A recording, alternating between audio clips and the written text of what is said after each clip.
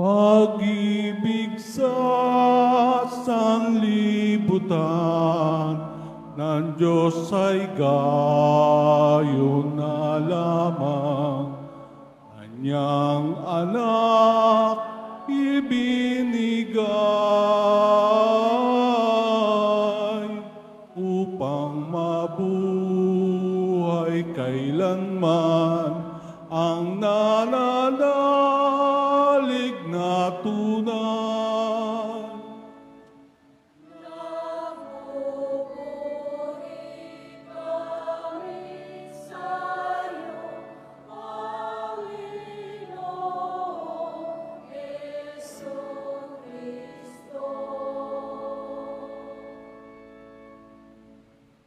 Sumainyo ang Panginoon. At sumaiyo rin. Pagbasa sa mabuting balita ng ating Panginoong Jesucristo ayon kay San Mateo. Papuri sa iyo, Panginoon. Noong panahon iyon, sinabi ni Jesus sa mga punong saserdote at matatanda ng bayan, "Pakinggan ninyo ang isa pang talinhaga. May isang tao nagtanim ng ubas sa kanyang bukid, at ito'y binakuran niya. Gumawa siya roon ng pisaan ng ubas at nagtayo ng isang mataas na bantayan. Pagkatapos kanyang iniwan sa mga kasamaang ubasan, at siya'y nagtungo sa ibang lupain. Nang dumating ang panahon ng pitasan, pinapunta ng may-ari ng ubasan ng kanyang mga alipin upang kunin sa mga kasama ang kanyang parte. Ngunit sinunggaban ng mga kasama mga alipin, binugbog nila ang isa, pinatay ang ikalawa, at binato naman ang ikatlo. Pinapunta uli ng may-ari ang mas maraming alipin, ngunit gayon din ang ginawa ng mga kasama sa mga ito. Sa kauli-uli ay pinapunta niya ang kanyang anak na lalaki. Igagalang nila ang aking anak, wika niya sa sarili. Ngunit na makita ng mga kasamang anak, sila'y nag-usap-usap. Ito ang tagapagmana. Halikayo, patayin natin nang mapasa atin ang kanyang mamanahin. Kaya't siya'y sinunggaban nila, inilabas sa ubasan at pinatay. Pagbalik na may-ari ng ubasan, ano kaya ang gagawin niya sa mga kasamaang iyon? Sumagot sila, lilipulin niya ang mga buhong na iyon at paalagaan ng ubasan sa ibang kasama na magbibigay sa kanya ng kaparte sa panahon ng pamimitas. Tinanong nila sila ni Jesus, "Hindi pa ba ninyo nababasa ang talatang ito sa kasulatan? Ang batong itinakwil ng mga tagapagtayo ng bahay, ang siyang naging batong panulukan. Ginawa ito ng Panginoon, at ito'y kahanga-hanga. Kaya nga sinasabi ko sa inyo, hindi na kayong pag-aarian ng Diyos, kundi ang bansang maglilingkod sa Kanya ng tapat." Narinig ng mga punong saserdote at ng mga pariseo ang mga talinhaga ni Jesus at naunawa nilang sila ang pinatatamaan niya. Dadakpin sana nila siya, ngunit natakot sila sa mga tao sapagkat kinikilala ng mga ito na propeta si Jesus. Ang mabuting balita ng Panginoon. Pinupuri ka namin, Panginoong Heso Kristo. Magsiupo ang lahat. Mga minamahal na kapatid sa Poong Nazareno, magandang tanghali sa inyo lahat. Sa bawat isa sa atin, tiyak ko may nangyayaring bagay na ayaw natin at tinuturing nating masama. At kuminsan nga, nagre-rebelde pa tayo sa Diyos. Bakit pinabayaan ng Diyos na mangyari ito? Alam nyo, narinig na siguro ninyo ang kasabihang Ingles. There is a reason for everything. Ang Diyos ay may dahilan sa bawat pangyayari sa ating buhay.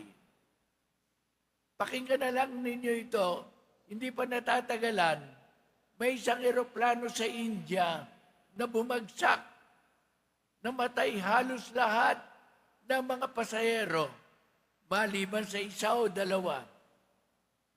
Ngayon, merong isang sasakay sana doon sa eroplano na yon. Naghahabol siya, mahuhuli na siya. Pagdating niya sa airport, ay huli na nga siya. Nakalipad ang eroplano. Naiwan siya. Naku, ang lungkot niya. Naiwan ako. Paano to? Ngunit, pagkatapos ilang oras lang, narinig niya, bumagsak ang eroplano. Ay, sabi niya, salamat! Naiwan ako. Naku, kung nakasakay ako doon, patay na ako. Ayan, hindi niya sukat akalain. Yung palang masama sa tingin niya, magiging mabuti. Sa mga pagbasa ngayon, narinig ninyo kung paanong si Jose, una ay pinag-isipang patayin ang kanya mga kapatid dahil sa inggit. Ngunit bandang uli, pinagbili na lang sa mga mangangalakal at naging alipin sa Ehipto. Doon nakulong siya, pinahirapan. Ngunit, alam ninyo, si Jose pagkatapos ay naging paborito ng hari. Naging prime minister, ikalawa sa pwesto ng hari. At eto pa, bandang huli, noong nagkaroon ng tagutom sa kanyang sariling bayan, sa Kanaan, ang kanyang ama at ang mga kapatid niya ay nagpunta doon sa Ehipto. At sino nagligtas sa kanila? Si Jose, na akala nila ay napasama, na ipagbili o marahil namatay na. Ngunit, pinauna pala ng Diyos upang maging kasangkapan niya sa pagliligtas sa kanyang sariling pamilya at lahi. Ganyan ang Diyos kung kumilos. At ganyan din ang talinhaga ngayon. Ang ating Panginoon, itinakwil, pinahirapan ng mga leaders ng kanyang bayan. Bandang uli, pinapatay, tinanggihan. Ngunit ano nangyari? Nangyari ang sabi ng Salmo, ang batong tinanggihan ng mga tagapagtayo ng gusali ay siya naman ginamit ng Diyos upang maging pinakamahalagang bato sa itatayo niyang bagong templo. Ang bayan ng Diyos na pinamumunuan ni Jesucristo. Kayo at ako, tayo ngayon, bagong bayan ng Diyos na pinamumunuan ng ating Panginoon.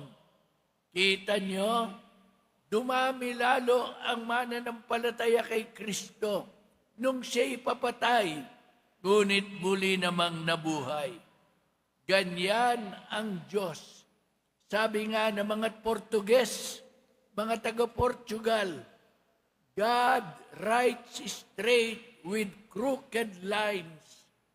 Nakakapagtaka, gumuguhit ng matuwid ang Panginoon sa pamamagitan ng baku-bakong mga linya. Mahirap isipin, ngunit ito ang totoo. Ano mang masamang nangyayari sa atin, basta sumusunod tayo sa kalooban ng Diyos, makikita ninyo, mapupunta sa kabutihan natin. Katulad ng pong Isus Nazareno, pinapatay, pinahirapan, nilibing, ngunit pagkatapos nabuhay na maguli. Sasabihin ninyo, sana all. Yan nga ang gusto ng Panginoon. Sana all. Bawat isa sa atin, ganun din, dadaan sa hirap, ngunit bandang huli, buhay na walang hanggan. Amen.